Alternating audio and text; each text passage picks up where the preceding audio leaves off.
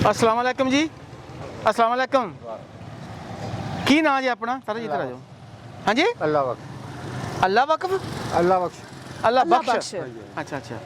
ते कितनी उम्र जी अपनी? मेरी होगी यही 65 साल। अच्छा 65 साल उम्र आ। कित्थे रहंदे हो? उड़ा भी बस्ती। ओडा वाली बस्ती। ओडा वाली बस्ती इधर? हाँ जी हाँ अच्छा 60-65 साल उम्र आ। जी। अमरूद बेचदे हो। बच्चे किन्ने आ? बच्चे 4 है जी। बच्चियां बच्चे? 4 बच्चे और 3 बच्ची। 7 बच्चे ने।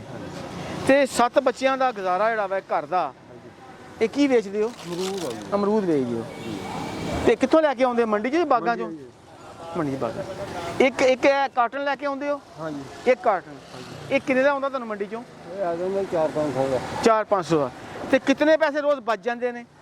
यही खर्चा जो शाम में होगा। ਅੱਛਾ हाँ जी। ਅੱਛਾ ਸ਼ਾਮ ਨੂੰ ਹੋ ਜਾਣਾ। ਕਾਹਦਾ ਜੀ ਬੜੀ ਮੁਸ਼ਕਿਲ ਆ ਜ਼ਿੰਦਗੀ जी जी। ਇਨਸਾਨ ਦੀ ਤੇ ਤੇ ਅੱਲਾਹ ਕਿਤਨਾ ਪਾਕ ਕਿਤਨਾ ਸਫ਼ਰ ਕਰਦੇ ਜੇ? इतों मंडी जाते हैं जी मरीज वाले। ਅੱਛਾ जी हाँ। ਅੱਛਾ।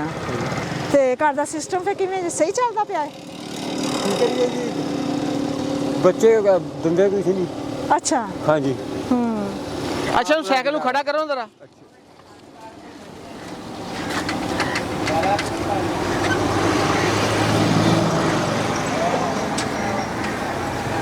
ਜ਼ਰਾ ਇੱਧਰ ਲਿਆਓ ਜੀ।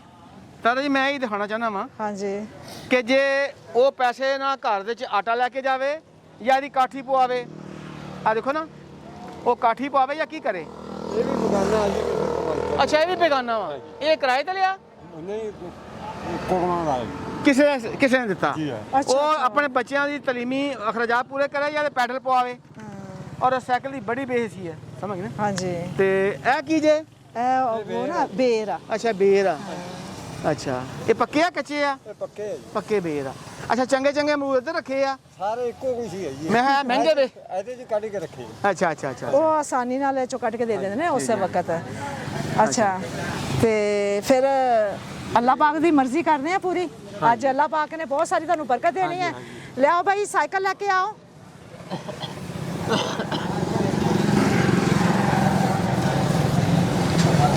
बीमार रहना।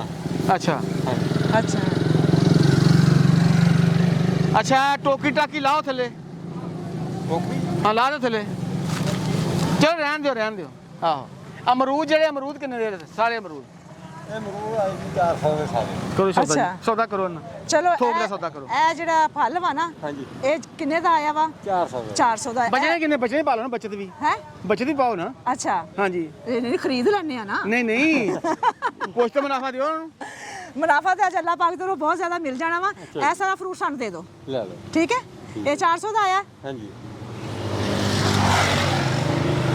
ਇਹ ਲਓ ਇਹ 1000 ਰੁਪਇਆ। ਅੱਛਾ। ਇਹ ਸਾਡਾ ਮੁਨਾਫਾ ਵੀ ਆ ਗਿਆ ਵਿੱਚ। ਅੱਛਾ ਜੀ। ਇਹ ਸਾਡਾ ਹੋ ਗਿਆ। ਇਹ ਕਿਹੜਾ ਕਾਰੋਬਾਰ ਹੈ? 400 ਆਇਆ ਤੇ 600 ਮੁਨਾਫਾ। ਹਾਂਜੀ ਇਹ ਅੱਲਾਹ ਪਾਕ ਦੀ ਬਰਕਤ ਆ ਜਾਈਏ ਨਾ। ਹਾਂਜੀ ਆਪਣਾ ਵਸੀਮ ਇਧਰ ਅਮਰੂਦ ਚੁੱਕੋ। ਸਾਰਾ ਦਿਨ ਤੁਸੀਂ ਧੱਕੇ ਖਾ ਕੇ ਆਪਣਾ ਅਮਰੂਦ ਪਤਾ ਨਹੀਂ ਸਾਰੇ ਵਿਕਨੇ ਸੀ ਹਾਂਜੀ। ਜਾਂ ਅੱਧੇ ਵਿਕਨੇ ਜੀ, ਸੀ ਜੀ। ਕਿੰਨੇ ਵਿਕਨੇ ਸੀ। ਜੀ। ਅੱਜ ਅੱਲਾਹ ਪਾਕ ਨੇ ਸਵੇਰ ਬਰਕਤ ਦੇ ਦਿੱਤੀ हाँ ਨਾ। जी। हाँ जी। ਲਿਆਓ ਜੀ ਇੱਧਰ ਲੈ ਕੇ ਆਓ। ਇਹ ਵੀ ਫੜ ਲਓ ਵੀ ਸਾਡੇ ਆ। ये भी थोड़े हैं ਇਹ ਵੀ ਸਾਡੇ ਆ। ਇਹ ਛਾਪੇ 'ਚ ਪਾਓ।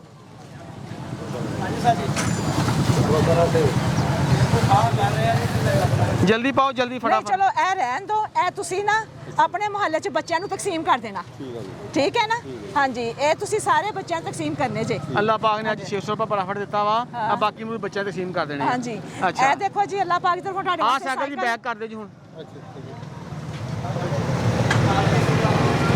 ਇਹ ਸਾਈਕਲ ਸਾਡਾ ਹੋ ਗਿਆ। अच्छा जी। ਠੀਕ ਹੈ। ਇਹ ਤੁਸੀਂ ਰੱਬ ਨਾਲ ਸੌਦਾ ਕੀਤਾ ਵਾ। ਅੱਲਾਹ ਪਾਕ ਨੇ ਉਹ ਸਾਈਕਲ ਸਾਨੂੰ ਦੇ ਦਿੱਤਾ। ਇਹ ਦੇਖੋ ਜੀ ਅੱਲਾਹ ਤੁਹਾਡੇ ਪਾਕ ਵਾਸਤੇ ਨੇ ਨਵਾਂ ਤੁਹਾਨੂੰ ਸਾਈਕਲ। ਨਵਾਂ ਸਾਈਕਲ ਦੇ ਦਿੱਤਾ। ਰਾਸ਼ਨ ਵੀ ਲੈ ਆਓ ਸੂਟ ਵੀ ਲੈ ਲਿਆਓ ਆਓ ਜੀ ਕੁਛ ਹੁਣ। ਲੈ ਆਓ।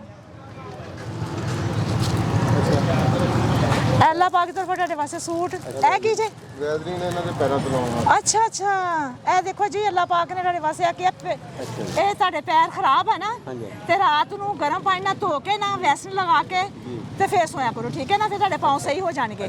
ਠੀਕ ਹੋ ਗਿਆ। ਔਰ ਇਹ ਵੀ ਅੱਲਾਹ ਪਾਕ ਦੀ ਤਰਫੋਂ। अच्छा जी। ਇਹ ਕਿੰਨੇ ਪੈਸੇ ਜੇ? ये 10। ਹੈ 10। 10,000। ਇਹ ਕਿਹਨੇ ਭੇਜੇ ਆ? अल्लाह का। ਅੱਲਾਹ ਪਾਕ ਨੇ। ਇਹ ਅੱਲਾਹ ਪਾਕ ਨੇ ਭੇਜੇ ਆ। ਇਹ 10,000 ਰੁਪਏ ਅੱਲਾਹ ਪਾਕ ਨੇ ਭੇਜਿਆ ਵਾ, ਇਹ ਸਭ ਕੁਝ ਅੱਲਾਹ ਪਾਕ ਨੇ ਭੇਜਿਆ ਵਾ। ਲੇਕਿਨ ਇੱਕ ਭੈਣ ਵਸੀਲਾ ਬਣੀ ਆ, ਉਸ ਭੈਣ ਵਾਸਤੇ ਜ਼ਰੂਰ ਦੁਆ ਕਰਨਾ, ਉਹਨਾਂ ਵਾਸਤੇ ਤੰਦਰੁਸਤੀ ਦੁਆ ਕਰਨਾ, ਜ਼ਿੰਦਗੀ ਇਹ ਜਿਸ ਭੈਣ ਵੱਲੋਂ ਵਾ ਨਾ ਉਹਦੇ ਵਾਸਤੇ, ਉਹਦੇ ਬੱਚਿਆਂ ਵਾਸਤੇ ਦੁਆ ਕਰਨਾ ਕਿ ਅੱਲਾਹ ਪਾਕ ਉਹਨਾਂ ਨੂੰ ਸਿਹਤ ਜ਼ਿੰਦਗੀ ਸਲਾਮਤੀ 'ਚ ਰੱਖੇ, ਔਰ ਜਿਸ ਤਰ੍ਹਾਂ ਉਹ ਪਾਕਿਸਤਾਨ ਆਏ ਨੇ ਉਸੇ ਤਰ੍ਹਾਂ ਖੈਰੋ ਖੈਰੀਅਤ ਨਾਲ ਵਾਪਸ ਹੋ ਜਾਣ। ਠੀਕ ਹੈ, ਹਾਂ। ਚਲੋ ਜੇਬ 'ਚ ਪਾ ਲਓ ਪੈਸੇ। ਆਪਣਾ ਕੀ ਨਾਂ ਜੇ? ਅੱਲਾ ਬਖਸ਼। ਅੱਲਾ ਬਖਸ਼।